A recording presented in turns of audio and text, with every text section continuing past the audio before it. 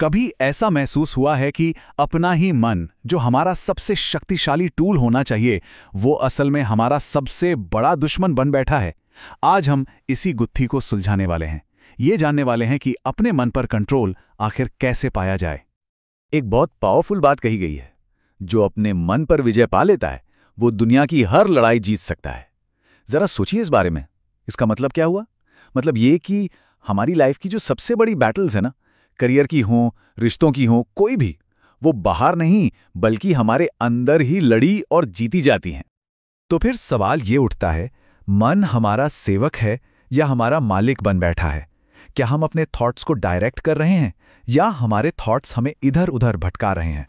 सच कहूं तो इसी एक सवाल का जवाब हमारी पूरी जिंदगी की कहानी लिख देता है। अच्छा, तो ये मन है क्या आखिर? देखिए, ये सिर्फ हमारा ब्रेन नहीं है, ये हमारी वो इनर वर्ल्ड है, वो जगह जहां हमारे सारे थॉट्स, फीलिंग्स और डिजायर्स पैदा होते हैं। हमारी सारी खुशी और सारा दुख, सच तो ये है कि यहीं से शुरू होता है। यहां पर फर्क साफ दिखता है। एक तरफ है कंट्रोल्ड माइंड, यानी एक शांत और स्थिर मन जो हमें क्लियर डिसीजंस लेने में हेल्प करता है और लाइफ को ऑर्गेनाइज रखता है।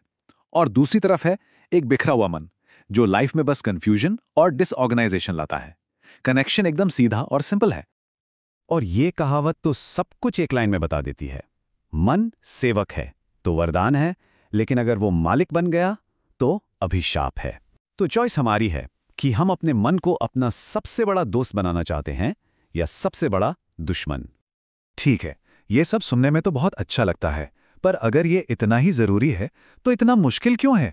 हम सब जानते हैं कि मन को कंट्रोल करना चाहिए, पर कर क्यों नहीं पाते? चलिए इस सबसे बड़ी चैलेंज को ही समझते हैं। मन की सबसे बड़ी प्रॉब्लम पता है क्या है? वो एक जगह टिकता ही नहीं है। वो एक पेंडुलम की तरह है, या तो पास्ट के पछतावे में झूलता रहता है या फिर फ्यूचर की चिंता में। प्रेजेंट मोमेंट में, आज में वो रहता ही नहीं। तो सवाल ये है कि इस भटकते हुए मन को काबू में कैसे लाया जाए? शुरुआत कहां से करें? What's the first step? और इसका जवाब बहुत ही सिंपल है, पर उतना ही गहरा। पहला और सबसे जरूरी कदम है प्रेजेंट मोमेंट में जीना, बस इस पल में, जहां ना पास्ट का रिग्रेट है और ना फ्यूचर की वरी। तो चलिए अब प्रैक्टिकल बात करते हैं। देखते हैं वो 7 इफेक्टिव तरीके जिनसे हम असल में अपने मन पर कंट्रोल पा सकते हैं। ये 7 कदम हैं जो हमारी मदद करेंगे। मेडिटेशन, अपने थॉट्स को ऑब्जर्व करना, फोकस ट्रेनिंग, मन को एक डायरेक्शन देना, हमारा डाइट और रूटीन, अच्छी कंपनी, और आखिर में पेशेंस के साथ प्रैक्टिस। चलिए अब एक एक करके इन्हें समझते हैं।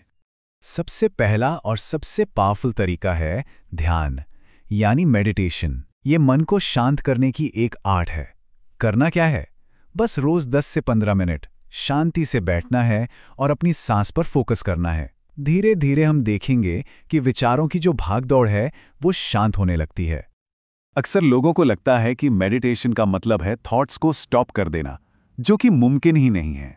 सच तो ये है कि ध्यान मन को रोकता नहीं, बल्कि उसे एक डायरेक्शन देता है। ये हमारी बिखरी हुई एनर्जी को एक पॉइंट पर ले आता है। दूसरा तरीका है अपने थॉट्स को ऑब्जर्व करना। मतलब जो भी विचार मन में आ रहा है उससे जुड़ना नहीं है, उसे फाइट भी नहीं करना है, बस उसे एक दूरी से देखना है। जैसे हम आसमान में बादलों को आते जाते देखते हैं ना, बिल्कुल वैसे ही।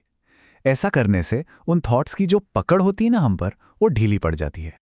तीसरा है फोकस ट्रेनिंग। इसे मन की जिम समझ लीजिए। जैसे हम बॉडी बनाने के लिए मसल्स ट्रेन करते हैं, वैसे ही मन को स्ट्रांग बनाने के लिए फोकस को ट्रेन करना पड़ता है। रोज कोई भी एक काम, चाहे वो बुक पढ़ना हो या म्यूजिक सुनना हो, उसे पूरे कंसंट्रेशन के साथ कीजिए। चौथा पॉइंट, मन को एक डायरेक्शन देना। वो कहावत तो सुनी ही होगी, खाली मन शैतान का घर। जब मन के पास करने को कुछ मीनिंगफुल नहीं होता तो वो भटकता है। तो उसे किसी प्रोडक्टिव काम में लगाइए। कुछ नया सीखिए, कोई आर्ट या किसी की सर्विस, कुछ भी जो उसे एक पर्पस दे। और ये बात इस आइडिया को परफेक्टली समराइज करती है। मन को रोको मत, उसे लगाना सीखो, कंट्रोल अपने आप आ जाएगा। So the key is not to stop the mind but to engage it in the right direction. और आखिरी के 3 पॉइंट्स लाइफस्टाइल से जुड़े हैं। 5वां है सही डाइट और रूटीन। जैसा हम खाते हैं और जैसे हम रहते हैं, उसका सीधा असर हमारे मन पर पड़ता है।